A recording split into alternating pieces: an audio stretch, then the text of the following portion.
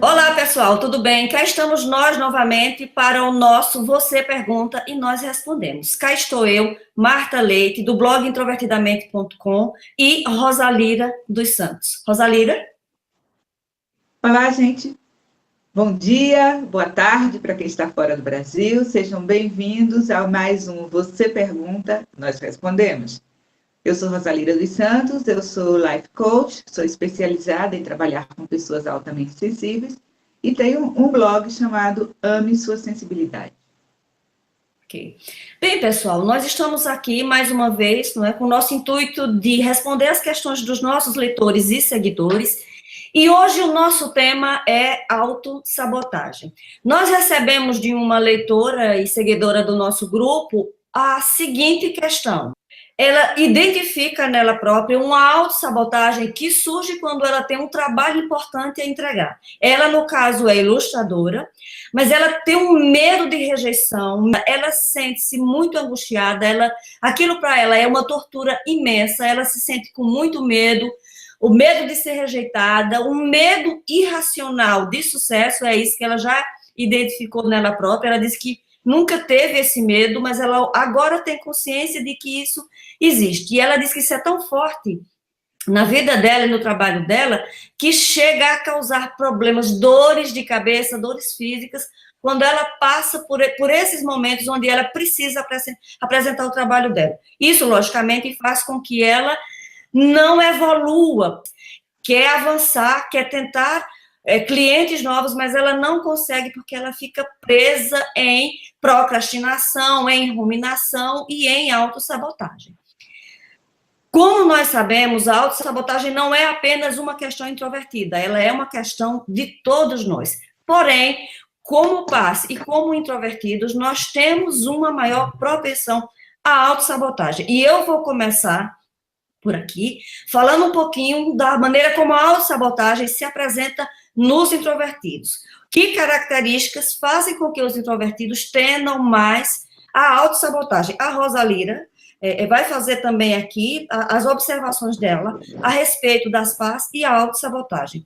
Então, eu poderia dizer que, da parte dos introvertidos, as características que mais os predispõem à autossabotagem são: a primeira, os introvertidos, eles vivem sobre a sombra de uma autoimagem de inadequação imposta pela sociedade, que nós sabemos ela é majoritariamente extrovertida, o que nos faz duvidar das nossas próprias capacidades, dos nossos próprios potenciais. Isso gera autodúvida, que é o primeiro, não é, o primeiro caminho, a primeira empurrãozinho para a autossabotagem.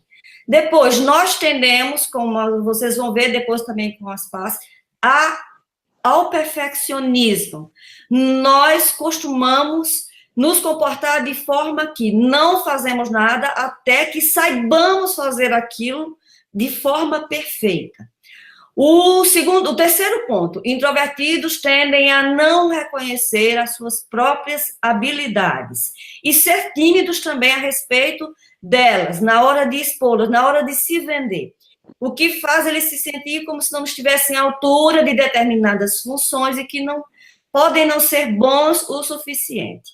Um outro ponto também, introvertidos tendem ao overthinking, indecisão, ruminação, e como mecanismo de fuga, eles podem mergulhar em hábitos não saudáveis, que são comida demais, bebida demais, internet demais, Netflix demais.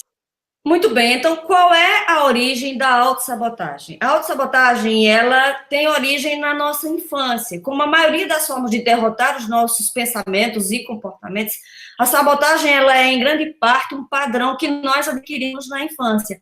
E ele está muito ligado, que é aqui que a gente vai se trabalhar bastante, com o nosso crítico interior. Essa voz que diz que você não consegue fazer coisas, que você não é bom o suficiente, que você nunca vai atingir X ou Y objetivo. E ele também está conectado com crenças centrais, crenças básicas. Nós deixamos nos levar por essas crenças que, na grandíssima maioria das vezes, são completamente inconscientes. Nós não temos a noção de que nós as temos e de que elas estão determinando de forma tão severa os nossos comportamentos e, obviamente, os nossos resultados. E eu vou passar agora aqui a bola para a Rosalira, para a minha amiga Rosalira, e ela vai falar um pouco a respeito das PAS, Rosalira, e a autossabotagem, ok? É contigo. Ok, Marta. Obrigada. A Marta já fez uma super explanação, né, sobre o tema da autossabotagem, e eu queria me fixar em dois pontos. Primeiro, no que, nas características associadas ao traço da autossensibilidade, nos predispõe, né, à autossabotagem. Como a Marta disse, a autossabotagem ela é algo que é comum a todas as pessoas, não é exclusivo das pais. Porém, nós temos algumas características que nos predispõem a isto.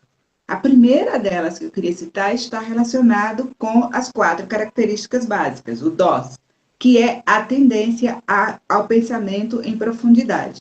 Então, o que acontece? Uma vez que você cometeu um erro, você não consegue se desligar daquela experiência. Você volta, remói, se autocondena, e se autoflagela. Então, com isso, você vai começar a ter cada vez mais dificuldade de atuar por medo de cometer um erro. Segundo, as pais têm isto que eu chamo de, elas têm uma autocrítica interna muito grande e elas tendem a projetar nas outras pessoas. Isso é muito interessante porque a leitora que fez a pergunta, em um momento ela disse que esta crítica que ela teme nunca veio.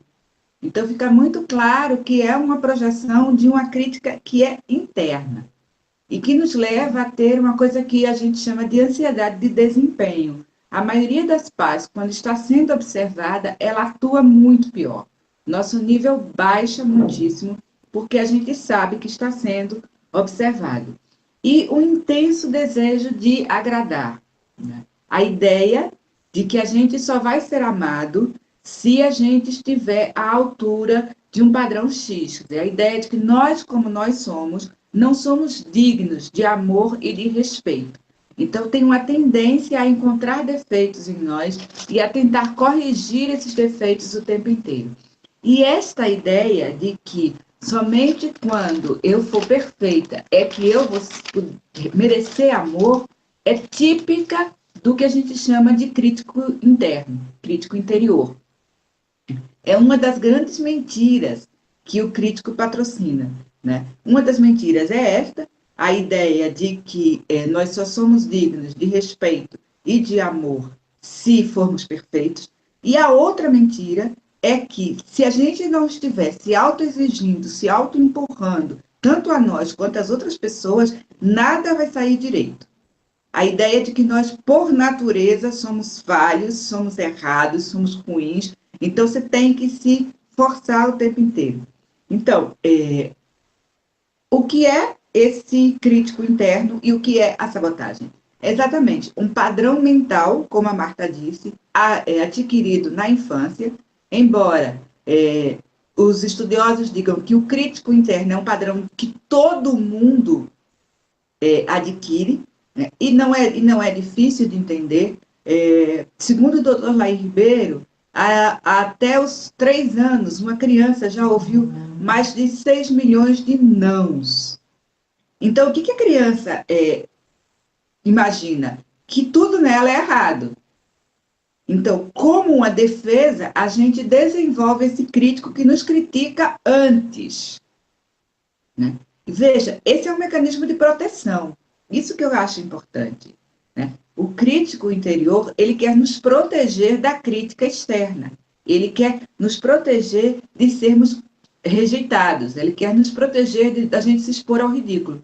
Só que há outras maneiras mais saudáveis de fazer isso, além dessa autocrítica intensa, esse nível de autoexigência muito grande. Então, eu diria que para os pais, aprender a trabalhar com este nível de autossabotagem muito profundo, né, que, como a Marta falou, vem de crenças, vem da família que você cresceu, e vem de uma coisa que também o Dr. Laí Ribeiro fala num termostato. Né? Ele fala em termostato financeiro, mas eu acho que tem um termostato para tudo. Se a sua família só tem um padrão aqui, tentar ir além do padrão da família é algo que lhe causa muita culpa. Então, você começa, por vezes, a se auto-sabotar porque você é diferente. Você tem um talento diferente, você tem uma forma diferente de ver. E muitas das pais são diferentes. Então, é importante estar atento a essa ideia. Por exemplo, na sua família, todo mundo é empregado. Aí você resolve ser empreendedor. Esse processo de se diferenciar do grupo por si só é doloroso. E pode nos levar a esse sentimento de culpa que alimenta a autossabotagem. Algo como se eu dissesse, mas peraí, quem sou eu para ser diferente de todo mundo?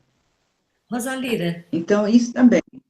olha, desculpa interromper, mas eu acho que aí ressoa muito com a questão da nossa leitora, que ela é ilustradora, e o trabalho de ilustração, o trabalho de desenhista, é o tipo de trabalho criativo que ela na infância, durante a infância, ouviu muito dizer que não, isso não é trabalho que dê dinheiro, que é isso que os pais criativos, introvertidos criativos, ouvem demais, né? Ou seja, você tem que ter profissão X, Y, Z, porque essa profissão criativa aqui, ela não dá dinheiro, ela não tem futuro, né?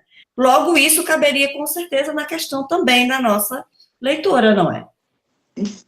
Na verdade, cabe na nossa vida, Marta. Sim, sim, sim. Né? Sim, Cabe na sim. nossa vida. Né? O ato, por exemplo, de escolher uma carreira solo, de empreender, de trabalhar com temas intangíveis como introversão, alta sensibilidade, né? Isso cria uma diferenciação muito forte em relação a pessoas que a gente ama. E no primeiro momento, principalmente, isso gera, sim, uma ambiguidade que pode levar à autossabotagem. Eu quero, mas ao mesmo tempo eu não quero me diferenciar do meu grupo familiar, porque é o lugar onde eu me sinto acolhida. Então, essa ambiguidade também favorece a autossabotagem. Então, dito tudo isso, o que é que a gente pode fazer para lidar com a nossa autossabotagem e, no geral, com o nosso autocrítico, que ele é o mestre, né, de todos esses processos de autossabotagem? Então, a primeira dica que eu diria para vocês é a seguinte: invista fortemente em conhecer a pessoa mais importante do mundo, que é você. Né? É dessa pessoa que nós estamos falando. E o comportamento de autossabotagem, ele prospera justamente na confusão de identidade. Naquela confusão em que você não sabe quem você é, o que você deseja, né? Em função do que você ouviu a vida inteira, que você deveria desejar e que você deveria ser. E isso também passa pelo segundo ponto, que é valorize os seus valores. O nosso senso de identidade, a pessoa que nós somos, passa pelo aquilo que é valoroso e importante para nós. Então, descubra, identifique os valores que são os seus e alinhe-se a partir deles. A autossabotagem prospera quando você, além de não ter o seu senso de identidade, você não sabe quais são os seus valores. Os seus valores seus, aquilo que são seus e aquilo que pertence à sua família ou ao grupo, ok? O próximo ponto seria: aprenda sobre crenças centrais, e quais são as que gerem você, quais são as que, até inconscientemente, determinam os seus comportamentos. Como a gente já viu anteriormente, as crenças são coisas que nós aprendemos, né, de como nós devemos ser e estar no mundo. Né? Como crianças, nós aprendemos que aquilo é a verdade, e são elas que estão determinando as nossas escolhas. E se nossas escolhas estão indo contra as nossas crenças, nós vamos nos auto-sabotar. Então, identifique as suas e trabalhe no sentido de substituí-las por crenças que sejam, que lhe ajudem, que ajudem a você a eliminar a sua autossabotagem. Uma das crenças, para vocês perceberem a importância das crenças das nossas vidas, é a crença de que eu não sou digno de amor, de que eu não sou merecedor. Logo, quando você está recebendo algo valoroso e você não se sente merecedor, você começa a escapar inconscientemente daquilo. Um outro ponto seria o desenvolver a autocompaixão. Nós sabemos que crenças nucleares do tipo eu não sou digno, eu não sou merecedor, ou coisas boas não acontecem comigo, ou coisas ruins sempre acontecem comigo, elas são alimentadas por uma baixa autoestima. E esse é um outro componente habitual da autossabotagem. É claro que você apenas decidir, eu vou melhorar a minha autoestima, eu vou elevar a minha autoestima, por si só isso não resolve. Então, nós podemos começar por decidir fazer duas coisas que são capacidades, assim, bem paz e bem introvertidas, que é empatia e autocompaixão. Desenvolver a autocompaixão e a empatia com nós mesmos, tá? Da mesma maneira como nós fazemos com a outra pessoa. Com os outros é mais fácil do que com nós, mas façamos o exercício de desenvolver esses dois, até que a nossa autoestima esteja trabalhada, não é, Rosalira, ao ponto de dizer, ok, eu posso dar o meu contributo aqui também. O outro ponto seria tornar-se consciente da autossabotagem, ok? Isso é uma coisa que a nossa leitora já fez, ela identificou claramente quais são os pontos, que é uma autossabotagem e como é que ela se manifesta. Então, quando nós temos a consciência disso, nós sabemos que caminho tomar para trabalhar aquilo. Um outro ponto importante também seria, mantenha as coisas simples, simplifique. Não se consuma, não é? Não sofra, não se consuma e não faça sala para o seu sabotador. Ele existe, encontre as maneiras de trabalhar com ele sem dar excesso de atenção a ele. Reconheça que o padrão existe e encontre maneiras simples de lidar com ele. Então, isso seria o básico, pelo menos da minha parte, com relação a essa autossabotagem e introversão, que você pode fazer para lidar com isso. Rosalira. Oi, eu vou um pouco na mesma linha, Marta, daquilo que eu costumo, inclusive, propor como trabalho aos meus clientes, né? Primeiro, como a gente falou que o crítico costuma atuar nessas três áreas, né? O crítico interior, essa voz, né? Eu brinco que todos nós ouvimos vozes, né? Esta voz que está sempre nos criticando e nos jogando para baixo, né? Como ele costuma atuar nessas áreas, criticando a gente, criticando os outros e criticando a nossa vida, e como é mais fácil começar pelos outros, né? Uma das coisas que eu proponho é que primeiro você, como você já falou, identifique os seus pensamentos críticos. Fique atento ou fique atenta, né? Tanto quando você critica os outros, quando você critica a si mesmo, quando você critica a sua vida. Faz o seguinte, pega uma cadernetinha e por um único dia, faz um tracinho para cada pensamento crítico que você tiver. Você vai se surpreender quanto esse padrão de pensamento é recorrente na sua cabeça. Quanto tempo, quanta energia você gasta no processo de crítica, tá?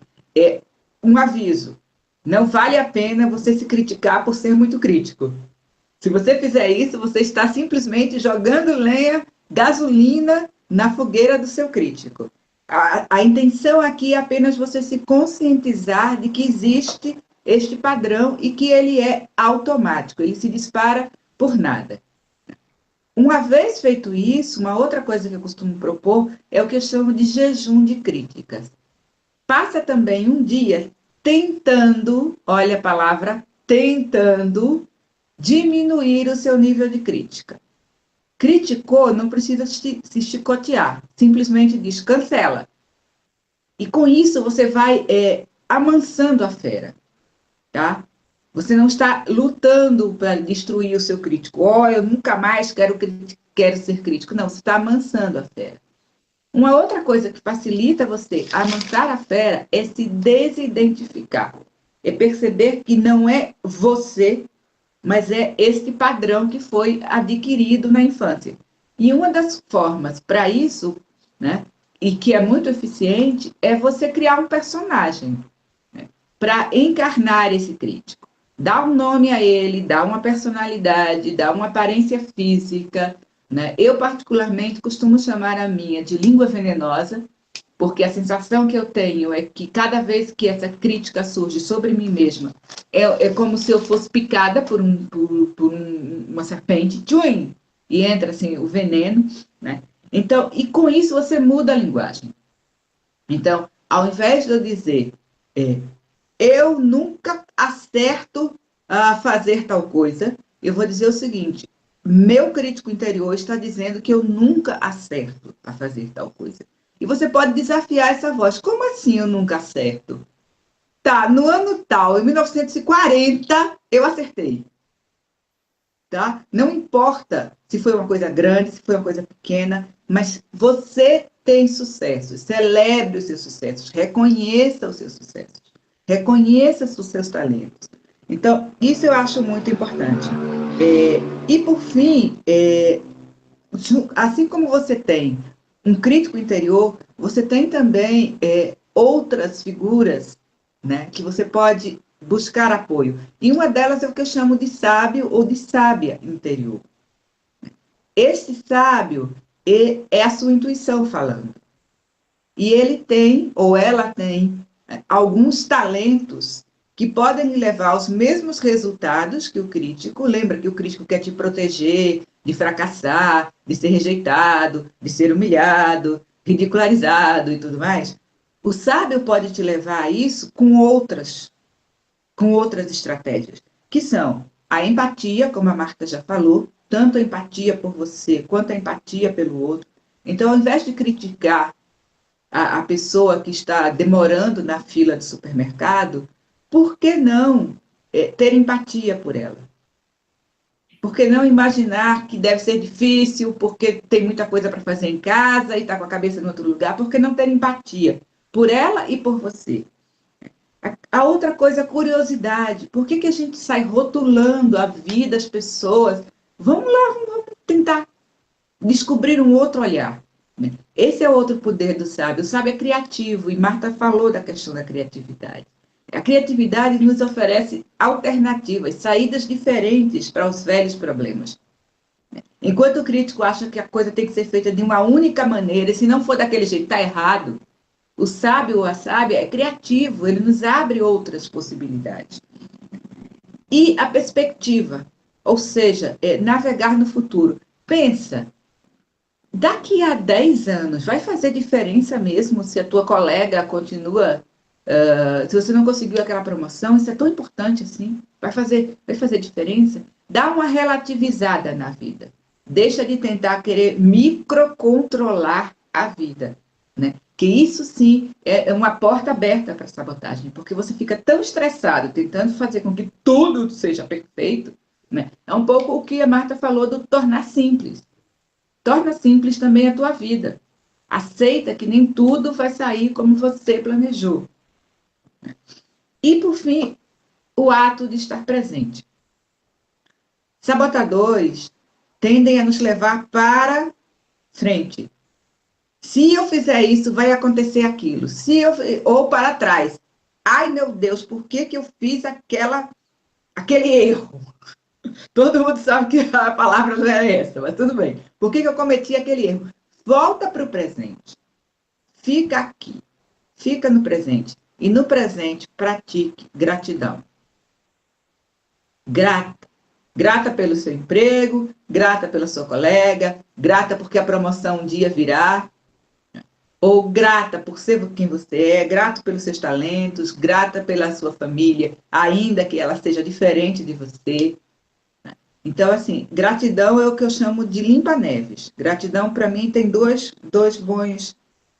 primeiro, gratidão tira o foco, redirige o olhar. Ao invés de eu estar centrada naquilo que o crítico e os outros sabotadores querem que eu me concentre, que é no que está errado na minha vida, eu vou me concentrar naquilo que me faz feliz. E a outra coisa, gratidão atrai mais motivos para gratidão. Esta é algo que todo mundo diz, né? A famosa lei da atração, todo mundo fala, mas não tem mistério. Experimenta. Experimenta mudar a sua atitude. Experimenta ter atitude de gratidão e ver o que acontece. Não precisa de nenhum guru para isso. Então, eu acho que, basicamente, a questão para lidar com a autossabotagem é mudar o foco. Colocar o foco naquilo que é forte, importante, positivo na minha vida. É como você querer subir uma montanha. Você vai procurar se apoiar naquela saliência, naquela parte onde você sente firmeza. E não é na crítica. A firmeza está exatamente em valorizar as suas qualidades, valorizar os seus amigos, valorizar as coisas positivas que você tem. É aí que você se apoia. E se apoiando aí, apoia o pé bem firme, né, nisso que é tua terra e dá o passo seguinte. Não é para ficar parado. Não é para ficar, como Marta falou, preso numa desconfortável zona de conforto. Mas é para perceber que não é se criticando, se chicoteando, que você avança. Até porque você fez isso a sua vida inteira e isso não lhe ajudou. Então, muda o foco. Passa agora a se valorizar, a se acolher, a se amar, a ter autocompaixão, como a Marta falou, e dizer, vamos juntos. Tá? Então, eu acho que essa é a melhor maneira de você lidar. Tá? Deixar de ter medo da sua própria desaprovação. E aprender a acolher. O que para os pais é um desafio, eu sei bem. Bem, em relação ao autocrítico, eu queria recomendar para vocês, na minha página tem um curso onde eu trato de ferramentas para lidar com o autocrítico. O curso, ele além de ter uma parte teórica muito importante, que leva com maior compreensão dos mecanismos de formação do autocrítico, ele tem uma parte prática, que são exercícios, ferramentas mesmo para você lidar e trabalhar e lutar, não é? Superar o seu autocrítico. Vou deixar o link aqui embaixo, vocês podem ir lá, fazer o curso e, principalmente, baixar o material e trabalhar com ele. É a parte prática, precisa ser feita, e ela é a mais rica e a mais importante, ok? Vai ficar aqui também o link para 2 posts, onde o conteúdo dessa nossa conversa vai estar mais especificado, com mais detalhes. Para quem quiser entender mais, vou deixar os links aqui embaixo, vocês clicam e verificam. A Rosalira vai fazer uma recomendação dos cursos dela também, e eu acho que da minha parte é só. Rosalira. Então, gente, eu gostaria de recomendar, né, tanto a leitura dos textos do blog, também no meu blog tem um artigo sobre autossabotagem e as pessoas altamente sensíveis, né? Gostaria de recomendar isso, gostaria de recomendar a quem tiver mais interesse em saber mais sobre a autossensibilidade, como lidar com nossos problemas. O meu curso online, que a gente vai deixar aqui também o link, mas, sobretudo, eu queria recomendar que, com as ferramentas que a gente está passando, com o curso da Marta, que é um curso específico sobre o autocrítico, que vocês entrem em ação, que vocês escolham uma ou 2 dessas ferramentas, ou outras ferramentas que não são as que nós estamos apresentando, mas que vocês usem. Né? Como diz a minha mentora, saber que é altamente sensível não é o suficiente. Se você quer transformar as coisas que lhe incomodam, você precisa entrar em ação. Então, todo conhecimento do mundo, se ele fica apenas ao nível intelectual, ele não muda a sua vida. Como coaches, tanto eu quanto a Marta temos uma convicção de que o que muda a vida é a ação. Então, volta lá, faz o curso grátis da Marta. Se quiser, faz o meu curso online, conhece ferramentas, mas aplique na sua vida. Porque o que muda a sua vida é a ação. A ação gera a nova pessoa que você gostaria de ser. Então, acho que isso que eu deixaria como um bye-bye para todo mundo. Pessoal, dá um like, partilha os nossos vídeos, tá? Inscreve-se aqui no nosso canal. Quinta-feira a gente está aqui de volta para mais um Você Pergunta, Nós Respondemos. Rosalira, muito obrigada por mais essa, tá? Voltamos semana que vem. Rosalira. Muito obrigada, Marta, pela parceria. Muito obrigada ao grupo e aos nossos leitores pelos temas, pelos comentários. Volto a dizer também, compartilhem, assinem os canais, estejam conosco, sugiram temas. E até a próxima quinta-feira. Você pergunta, nós respondemos. Ficamos por aqui, então. Um beijo grande para todo mundo e até semana que vem.